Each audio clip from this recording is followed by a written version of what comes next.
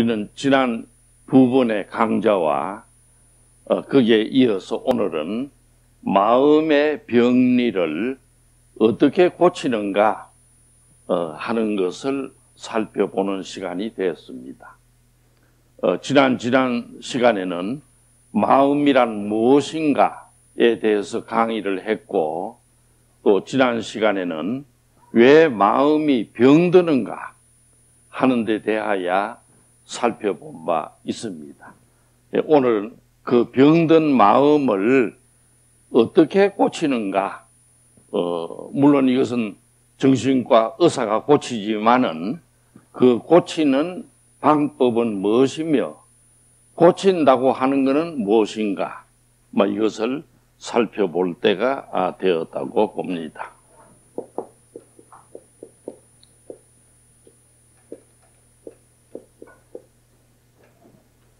이 치료를 하는데, 특히 이 치료는 우리 병원에서는 전 세계에 없는 통찰 정신분석 치료를 한다는 것은 이어 계시는 분들은 다 아는 바와 같아요.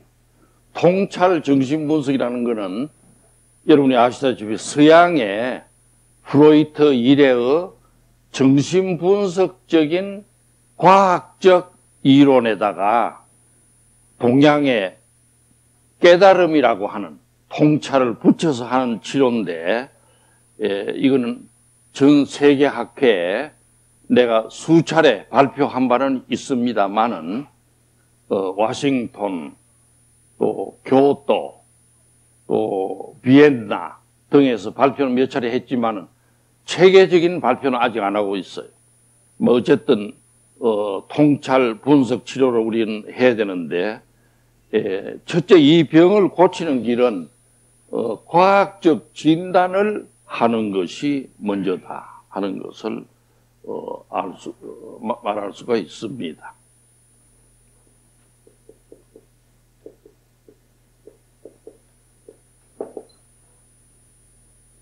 물론 이어서 과학적 진단이라 말은 프로이트 이래에 발견된 인간의 마음을 심층적으로 진단해야 돼요. 심층적으로. 겉으로 보는 것만 진단해서는 안 되고 심층적 진단을 하는데, 여기에 대한 자세한 얘기를 다 할 수는 없지만은 대충 우리가 진단을 할 때 의사가 제일 먼저 보는 것이 어디입니까?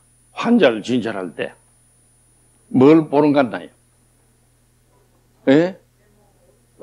외모를 제일 먼저 봅니다. 제일 먼저 하는 게 마치 내과나 이런 데 가면 검사를 하듯이 외모를 제일 먼저 본다 하는 걸 알 수가 있어요. 외모가 척 보면은 검사 안 해봐도 알아요. 저 사람이 밥을 먹었나 안 먹었나, 또 무슨 병을 앓고 있나 보입니다. 그래서 외모를 보는 게 중요해요. 이거는 얼굴의 생김새도 보지만은 표정도 보고, 얼굴의 표정도 보는데, 표정 이래 봐요. 그런데 얼굴에 만약에 이런 줄이 있으면 어떻게 되나요? 예? 요거는 지독한 우울증입니다. 지독한 우울증. 그래서 화가 나서 우울증에 걸리는 거는 이러한 표정이 나요. 또 어떤 사람은 눈을 뜰 적에 흰 창이 나오는 사람이 있어. 흰 창이. 이렇게 말할 때 보면은, 눈이 돌아가면서 흰 창이 나오면 어떻게 되나요? 예? 흰 창이 나온 사람은 엄청난 불안을 느끼고 있어. 토끼가 한 마리 지나가도 불안해요. 엄청난 불안을 느낀 사람은 벌써 눈에 흰 창이 나옵니다. 흰 창이. 요게 또 이렇게 표정이 이렇게 돼 있는 사람. 젊은 사람이 이렇게 돼 있거나 하면은 이게 어떻게 되나요? 의존 욕구가 또 많은 사람이다. 나를 왜 해두나? 왜 취직을 안 시켜주나? 어째서 내가 사돌라는 옷은 또 안 사주나? 이런 의존 욕구가 많은 사람은 이런 형태가 나오고, 또 얼굴 색깔도 중요합니다. 뭐 이거는 의과대학이 아니라서 자세하게는 내가 이해가 않겠지만은, 색깔이 만약에 창백하면 어찌 됩니까? 창백하면. 창백하면은, 생의 의욕도 적고, 곧 죽어가고 있는 사람입니다. 또 얼굴이 너무 붉게 나오면 어떻게 되냐? 붉게. 얼굴이 막 벌거 이래 돼 있으면, 성에 대한 생각도 하고, 아버지를 미워한 사람. 아버지를 미워. 어머니에 대해서 환상적, 성적 충동이 있고, 이러면 얼굴이 밝게져요.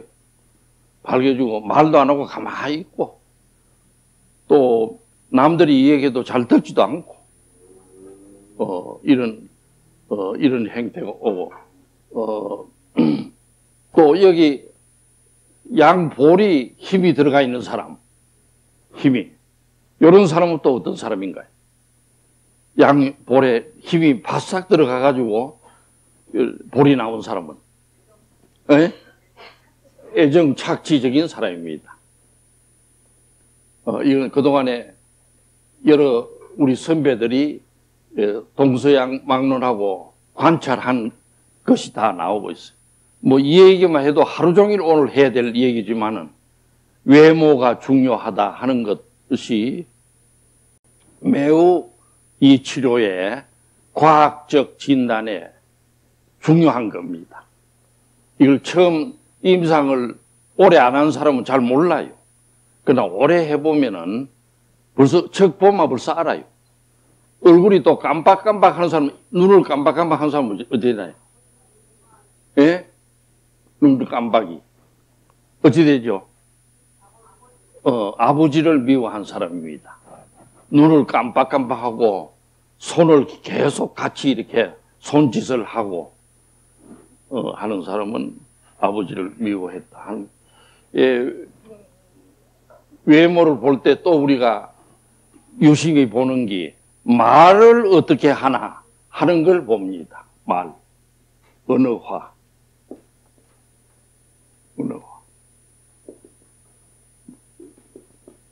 한번 따라 읽어보시죠. 언어화. 말을 자기 마음을 잘 표현해서 하는가? 안 그러면 말을 안 하고 항상 혼자 무슨 생각을 하는지 있는가?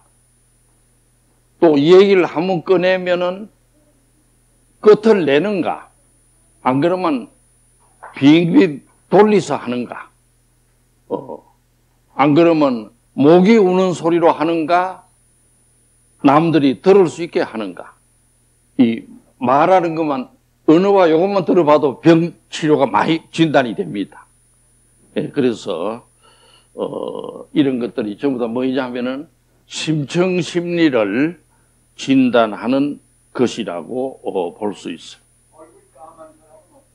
얼굴이 까만 사람은 만성적으로 남을 미워한 사람이에요. 만성적으로 남을 미워하면 간이 나빠져요. 간이 나빠지기 때문에 얼굴이 까매집니다. 더 심지어는 이쪽 손바닥에 빨간 점이 나와요. 누가 그랬나요? 김정일이가 2000년 6.15 때 김대중이라고 있죠? 하고 악수할 적에 김정일이가 보니까 빨간 점이 나와 있어. 간이 상당히 나쁜 겁니다. 왜 간이 나쁘나? 아버지를 미워해서 그래. 만성적으로 미워하면은 얼굴이 까매지면서 간이 나빠지는 걸 알 수 있습니다. 예. 그래서 대충 개념을 알겠나요?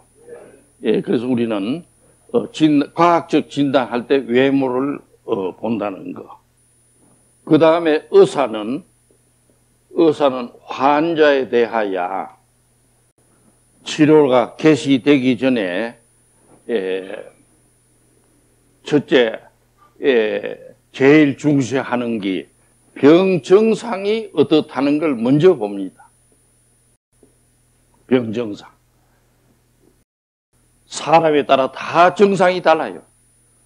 어떤 사람은 긴장하는 사람, 어떤 사람은 계속 화를 내는 사람, 어떤 사람은 살기 싫다는 사람,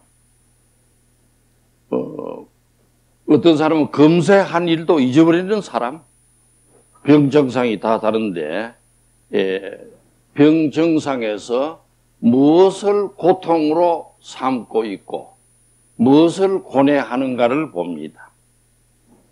무엇이 삶의 애로라는 것을 봐요. 그 환자가 무엇을 고통으로 하고 무엇을 고뇌하고 있고 살아가는 애로가 뭐다 하는 것을 의사가 파악을 해야 되고, 구체적인 얘기는 여기서 다 할 필요가 없는데 의사는 또 병력을 봅니다. 병력. 이 사람의 병이 언제 시작되었는가, 이게 중요해요. 언제 시작돼 가지고 그동안에 무슨 치료를 받고 또 어떻게 살아오는 동안에 병이 어떻게 변했고 하는 병력을 봐가지고 이게 매우 중요합니다. 지금 현재 뭐 잠이 안 온다, 마음이 분열할 것 같다, 이것만 보는 게 아니에요. 처음에 병이 언제 시작됐나, 이걸 보는 게 중요하고, 게다가 더 중요한 것은 그 사람의 생활사를 보는 겁니다. 생활사. 병력이 있기 전에 태어나서 어떻게 자랐으며 어릴 때 아버지는 어떻게 대하셨고 어머니는 어떻게 또 젖을 주었고 또 형제 간에는 어떻게 싸웠고, 이런 라이프 히스토리가 매우 중요한 건데 자세한 얘기는 생략을 하도록 하겠습니다. 그 다음에 또 보는 게 성격입니다. 성격. 프로이드 정신분석 초기에는 성격을 별로 안 봤어요. 성격이 어쨌든 간에 막 병 증상만 고쳐주고 마음에 있는 게나 털어놔라, 마음의 고통을 털어놔라, 이렇게 했는데 점차 서양도 1960년, 70년 이렇게 치료를 해오다가 보니까 병 증상은 곧 없어지는데 그 병 증상 밑에 성격이 도사리고 있어요. 성격이 있어가지고 이후에 병이 나오는 걸 갖다 알 수가 있습니다. 그렇기 때문에 병 증상을 아무리 고치놔도 성격을 안 고쳐주면은 조만간 또 재발해요. 해서 도라미타불이 되는 겁니다. 그래서 우리 통찰 분석 치료에는 병 증상도 고치지만은 성격을 처음부터 고치기 시작하는 겁니다. 성격 분석을 하는 것입니다. 그 다음에 다섯 번째 또 우리가 보는 거는 분석이 가능한가, 분석 가능 여부를 봅니다. 이 영어로는 analyzability라고 그래요. analyzability. 한번 따라해 있으면 보면 분석 가능성. 이 사람을 치료하게 되면 과연 의사의 말을 알아듣고 또 자기를 고치고 또 자기가 잘못된 것은 반성하고 또 새로운 내가 돼야 되겠다는 각오를 하고 밀고 가는 힘이 있는가, 이 아날라이저빌리티를 봅니다. 특히 미국은 그래요. 그래서 분석 가능성이 없는 사람은 아예 안 받습니다. 3번 만나보고 나서 분석 가능성이 없다 하면 그러면 입원하러 가든지 딴 병으로 가라 이래. 이게 대단히 중요한 거예요. 나도 이걸 치료하면서 많이 느끼고 있어요. 어떤 사람은 한 번 얘기 딱 해주면은 그 다음 바로 고쳐버립니다. 깨달았다 하면 고쳐버려요. 근데 어떤 사람은 골백 번 얘기해줘도 의사가 와서 그렇게 하겠습니다 하고 돌아가면은 또 그 다음 오면은 또 뭐라 그럽니까? 뭐 옆집에 그놈은 안 봐도 되는데 또 딴 놈이 나타났습니다. 또 이래요. 예.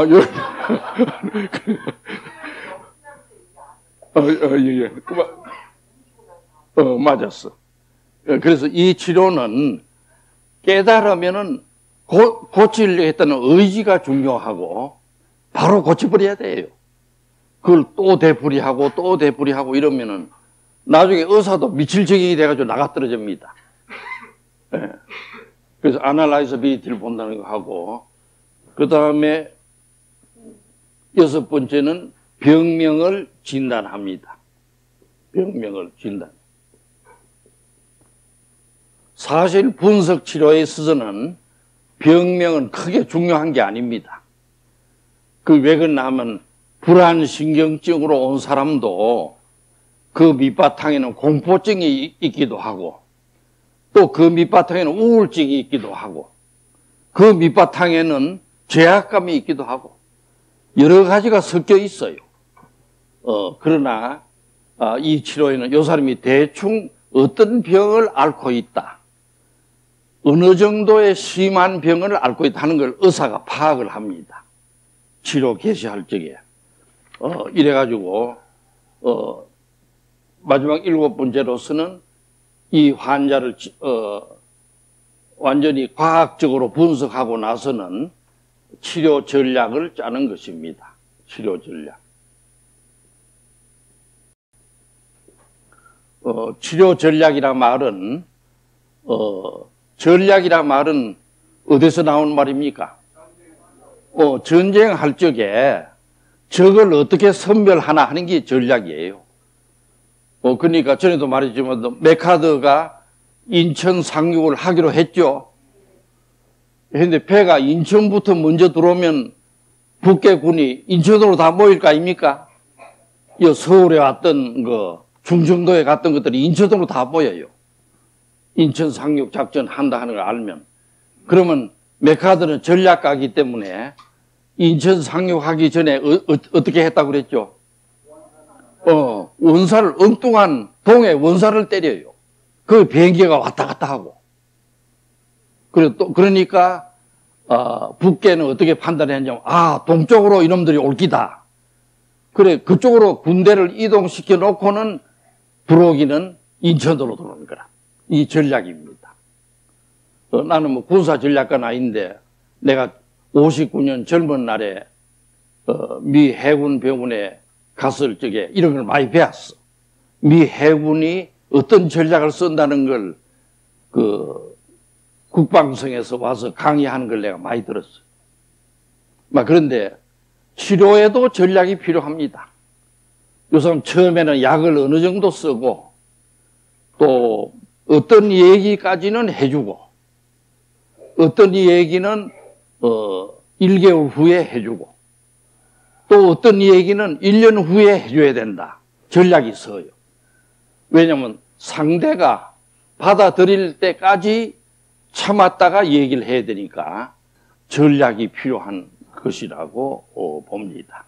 여기에 대한 자세한 얘기는 의과대학도 아니고 피하겠지만은 이런 전략이 필요하다 하는 것만 얘기하고, 그 다음에 심층 진단을 하게 되면은 두 번째는 치료로 들어가야 되는데, 의사 환자의 치료 관계가 성립돼야 돼요. 치료 관계. 의사 환자의 치료 관계가 성립돼야 됩니다. 그럼 예를 들면 우리가 지나가다가 독사한테 물려가지고 외과 병원에 갔다든가, 설사가 나서 내과 병원에 갔다든가, 또 눈이 안 보여가지고 안과로 갔다든가 하면 관계고 이런 게 크게 필요 없어요. 그냥 치료만 해주면 돼요. 눈도 라식스 수술이나 해주고 보내면 돼. 또 독사한테 물리면 해독제만 해가지고 보내면 되고. 그런데 이 정신과 병은 서양도 마찬가지지만은 하루 이틀에 쇼부가 나는 병이 아닙니다. 최하 한두 달 걸리고, 좀 오래 걸리다 하면 7, 8개월 걸리고, 아무리 치료를 잘해도, 또 어떤 경우에는 치료를 아주 귀신처럼 잘해도 10년 이상 걸린 사람도 있어. 또 심지어는 서양에서는 분열증은 못 고친다 손을 들었어요. 그래서 이런 병이 있기 때문에, 그렇게 하기 때문에, 환자를 진단하기에는, 하고 나서는 의사 환자의 치료적 관계를 맺어야 된다는 게 이 병 치료다 하는 것을 말씀드릴 수가 있습니다. 첫째, 의사는 어째야 되나? 의사 환자가 치료적 관계를 맺어야 되는데, 첫째, 의사 환자의 치료적 관계를 맺을 때 중요한 것은, 첫째는 의사가 이 병을 고칠 수 있는 실력이 있어야 돼요. 실력이. 이 병을 고칠 수 있는 실력도 없으면서 괜히 환자를 맡아가지고 시간이나 질질 끌고 이래 되면 안 되는 겁니다. 첫째, 실력이 있어야 돼요. 실력이 있으려면 어떻게 해야 됩니까? 의과대학을 나오고, 또 인턴을 하고, 레지던트 전문의 과정을 하고, 시험을 치고, 계속 공부를 해가지고, 정신분석학을 또 하고, 이래가지고는 이 병에 걸린 환자가 오면 고칠 수 있는 실력이 있어야 관계를 맺지. 그런 실력도 없이 괜히 내가 고쳐준다 해가지고는 안 되는 것입니다.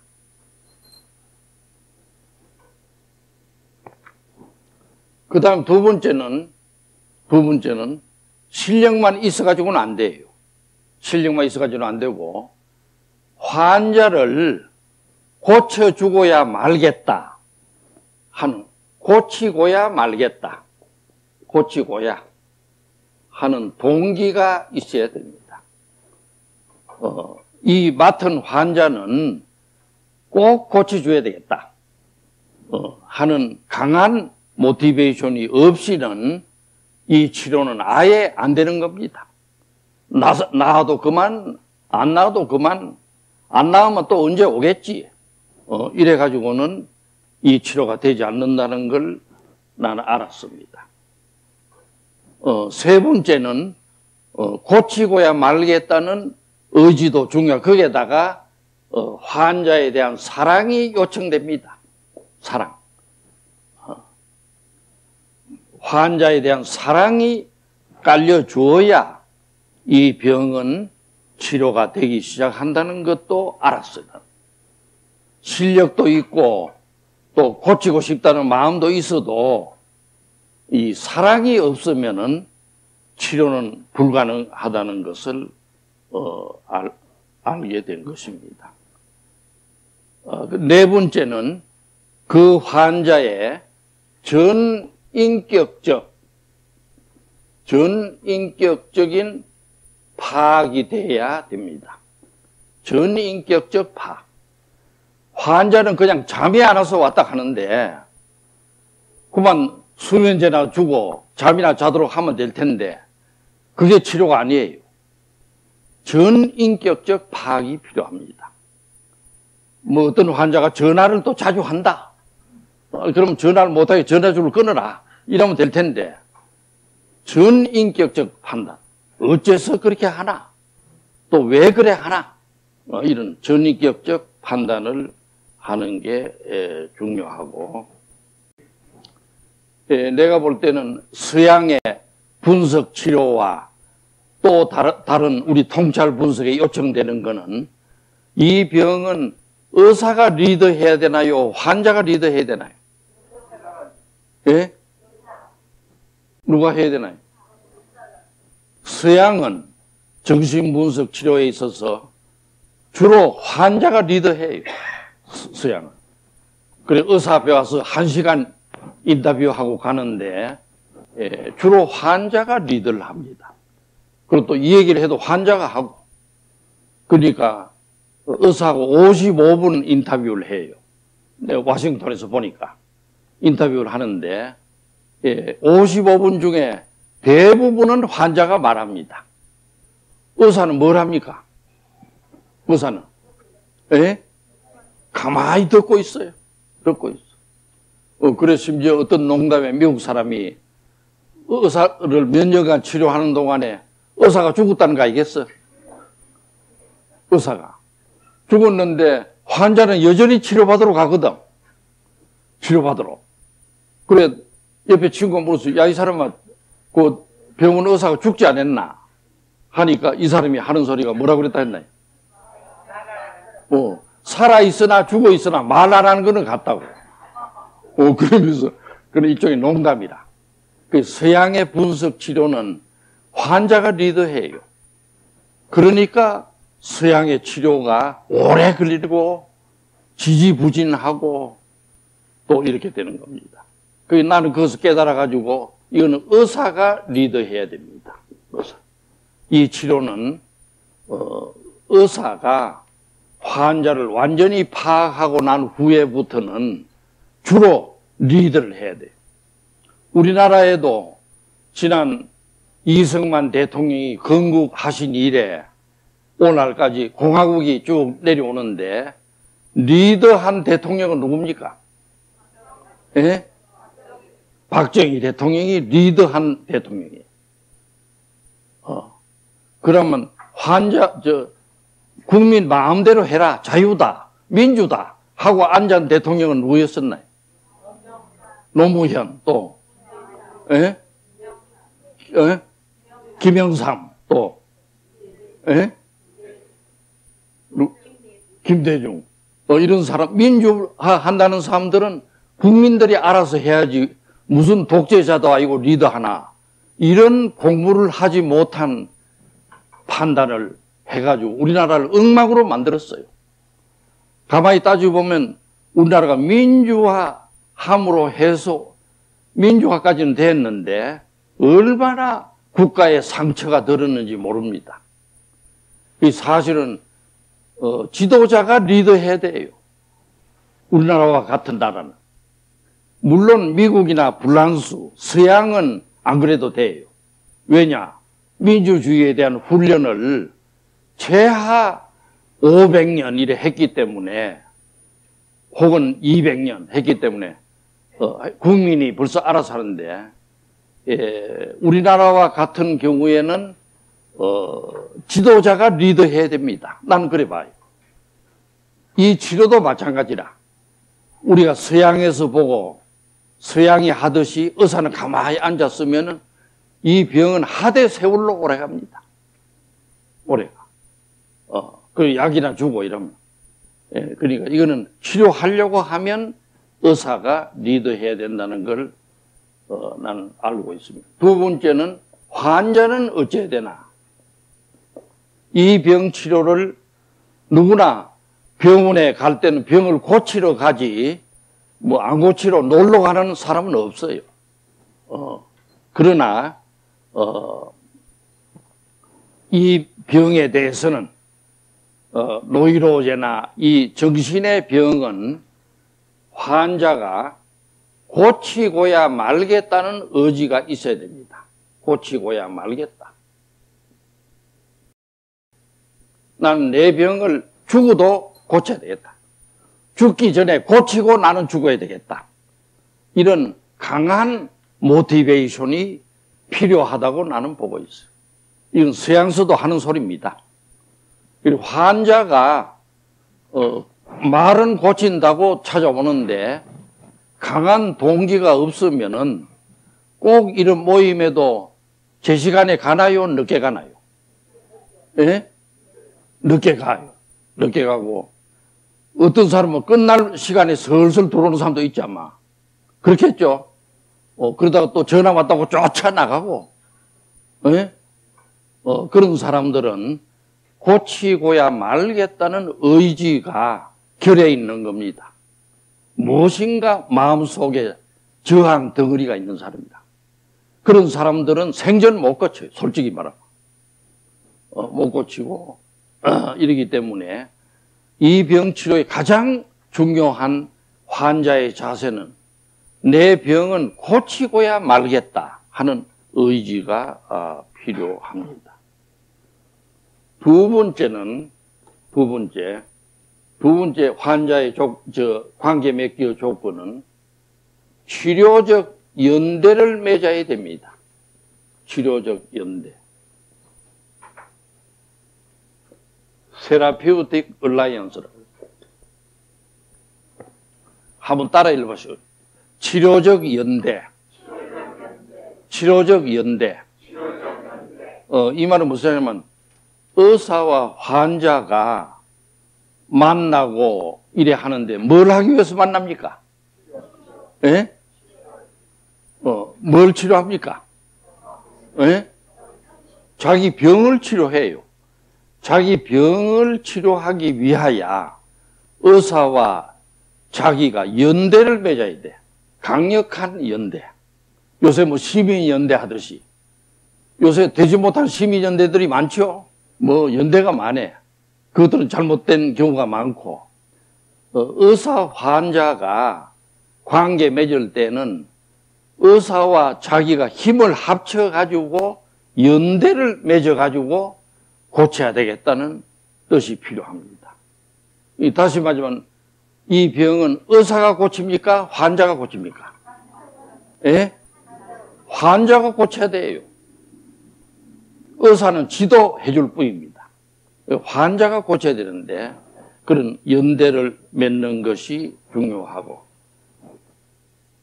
세 번째는 우리가 프로이트의 130년간 미국, 영국, 또 프랑스, 오늘날까지 연구를 해본 결과 이 치료를 하는 것은 뭘 하는 게냐 하면은 이 병의 원인이 의식에 있나요? 무의식에 있나요? 예? 무의식에 있어요. 무의식에. 이 병의 원인이 만약에 의식에 있다면은 치료하기가 좋나요? 나쁘나요? 예? 예를 들 것 같으면 어제 그저께 여학교 친구를 만났는데 돈을 좀 빌리달라 해가지고 100만 원 빌려줬더니 그만 가버리고 안 오더라. 그래서 잠을 못 자고 괘씸해서 잠을 못 잔다. 의식에 있나요? 무의식에 있나요? 의식에 있어요. 그럴 때는 의사를 한 두세 번만 만나면 치료가 돼요. 약을 한 2주 먹으면. 끝나. 그러나 이 병의 원인이 무의식으로 내려갈수록 치료가 쉽겠나요? 어렵겠나요? 치료가 좀 오래 걸려요. 비록 못 고치지는 않는다 하더라도 오래 걸립니다. 오래 걸리는데 왜 이 말을 하는가 하니 서양의 분석 치료는 마음에 있는 무의식의 원인을 차차 의식으로 올리는 게 치료입니다. 예를 들 것 같으면 내가 왜 이렇게 생각이 왔다 갔다 하는가 연구를 했더니 어릴 때 아버지는 학교를 가라 하고 어머니는 가지 말라 하고 그래서 내가 어째야 될지 몰라서 실은 그렇습니다. 이런 소리를 또 하는 사람이 있거든. 다시 말하자면 병의 원인이 무의식에 있는 경우가 많아요. 여기 있는 사람도 정도는 달라도 무의식에 있는 것만은 확실히 알고 있나요? 무의식에 있는 걸 올리는 게 치료인데 정신분석 치료는 무의식에 있는 걸 자꾸 올리는 게 치료예요. 그런데 무의식에 있는 게 올라오면은 어떻게 됩니까? 기분이 좋은 물건이 올라옵니까? 부끄럽고 기분 나쁜 게 올라옵니까? 예? 기분 나쁜 게 주로 올라와요. 그렇기 때문에 이 치료는 한 단계씩 무의식을 파내리 갈 때마다 무엇이 오겠나요? 저항이 와요. 그래 프로이트도 말씀하셨지만은 정신분석 치료는 저항을 극복하는 역사라고 그랬어요. 그 말이 딱 맞는 말씀이에요. 그리고 이 병 치료를 하다 보면 한 달이나 치료하면 상당히 좋아져요. 좋아져서 좀 어느 날 지나면 또 나빠져. 그때 이 얘기를 들어보면 고약한 생각이 올라온다는 거다. 전에 이런 생각을 못 했는데 올라온다 이거지. 그건 없던 게 올라오는 게 아니고 무의식에 숨어 있던 것들이 올라오는 거예요. 그래서 이 병 치료는 무의식을 넘어서는 치료입니다. 환자의 무의식을 넘어서는 치료다. 무의식에 고통이 오더라도 그걸 다 파내리 갈 때까지는 참고 이기고 넘어서는 역사다. 저항이 올라오고 이렇게 되는 게 원칙으로 되어 있는데 이때 본인이 저항이 올라오니까 이거 못 고치는구나. 이거 뭐 내가 가만히 누워 있다가 차라리 누워 있는 게 편하지 치료한다고 와가지고 이런 고통스러운 걸 당해야 되나 해가지고 치료를 포기하면 어떻게 됩니까? 예? 어떻게 될까요? 그날부터 떠내려가는 거라. 슬슬 떠내려가요. 떠내려가지고 그 종착역이 어디를 하는 건 전에 몇 차례 얘기했죠. 처음에 세브란스나 서울대학 왔다가 그 다음에 국립정신병원으로 왔다가 그 다음에 기도원으로 와서 복지센터로 갔다가 그 다음에 요단강 건너가요. 되게 코스가 그리 돼 있어. 우리나라에 내가 이렇다는 걸 몇 차례 얘기했는데도 우리나라 학계나 이런 데서 아직 못 받아들이고 있는 모양이다. 그래서 우리나라 지금 수백만 명이 떠내려가고 있습니다. 내 눈으로 볼 때는. 수백만 명이 내가 강화문에 가보거나 정치학회도 가보면은 그 안에도 떠내려간 사람이 많아. 슬슬 떠내려가는 사람. 자기는 몰라요. 떠내려가는 줄. 결국 가보면은 나중에 집을 나가게 되고, 재산은 날아가고, 자식들은 소식이 끊기고, 그래 있다가는 밥도 안 먹고 지나다가 요단강 건너가 버립니다.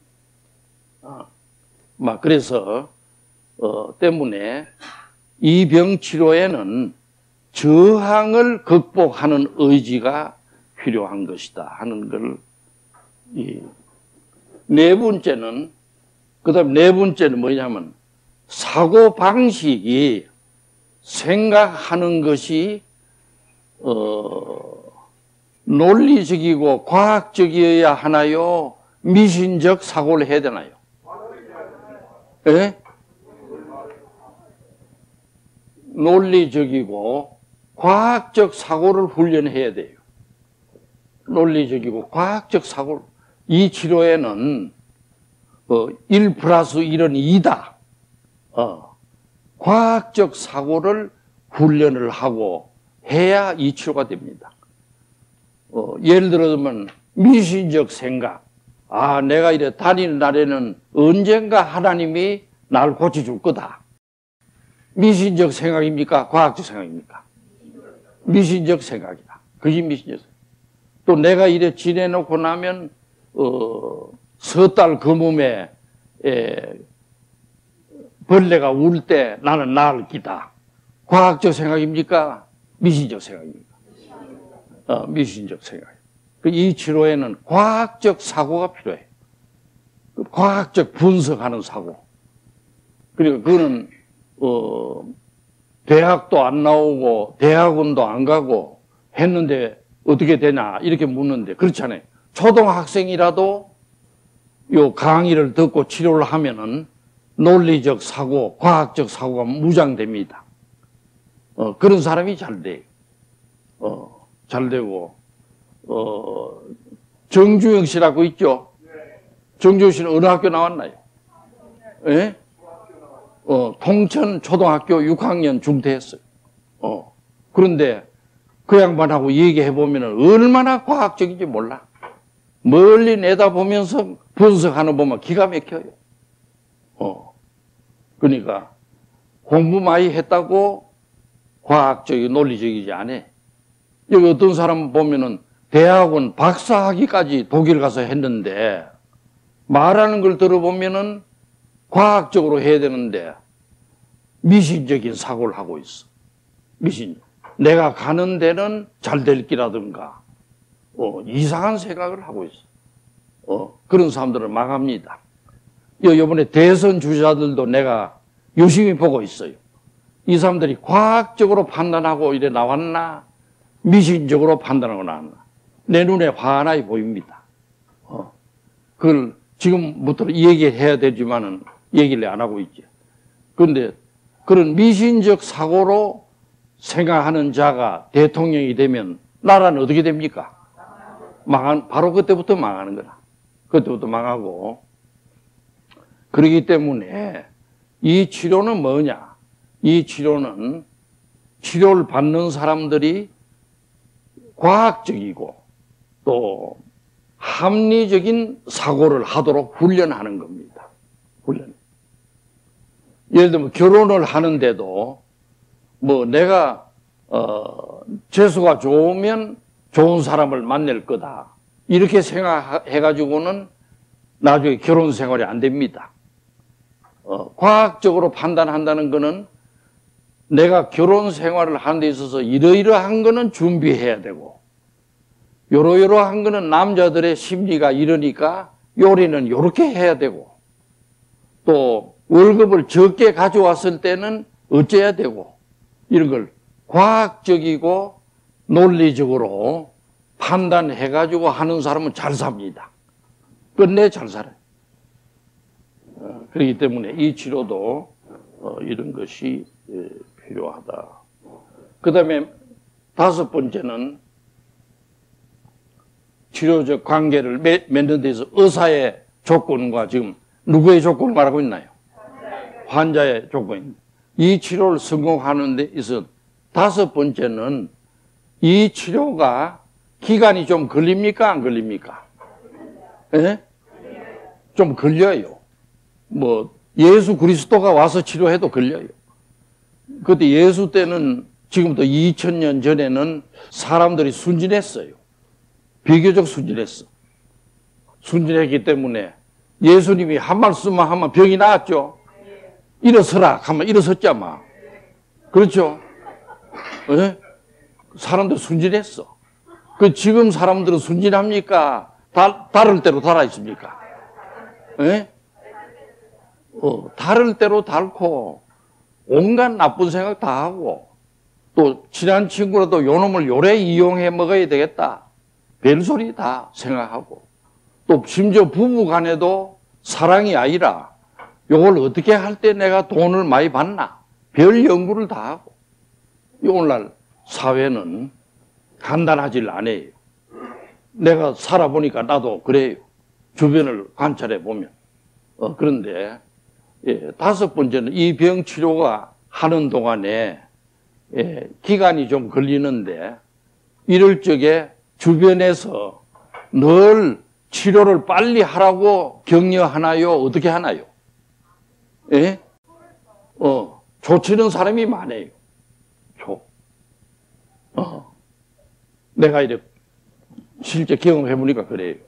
그 치료를 하는 동안에 주변에서 자식을 위한다고 그래 하지만은 혹은 아내를 위하고 남편을 위한다고 하지만은 조치는 사람들이 너무나 많습니다. 너무나 많아요. 가만히 있어도 고맙겠는데 꼭 한마디 해요. 네가 그래 한다고 낫겠나? 이렇게 하고. 또 저쪽에 산 넘어 가서 저 어떤 침을 맞았더니 낫더라. 그걸 한번 가보자. 또 저쪽에 어디가 수술을 한번 해보자. 별의별 초를 천사들이 많아. 그래 그걸 내가 연구를 해보니까 왜 초를 치느냐? 왜 초를 칩니까? 예? 나을까 싶어서 초 치는 겁니다. 안 나서야 자기 옆에 붙어 있는데 이놈이 나가가지고 장가도 가버리고 자기를 떠나가면은 얼마나 허전합니까?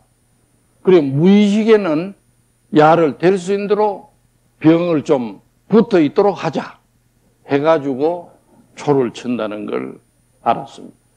그럼 주변에서 초를 쳐도 안 되고 또 초를 쳐더라도 묵묵히 일어서서 치료하고야 말겠다는 의지가 있을 적에 치료가 됩니다.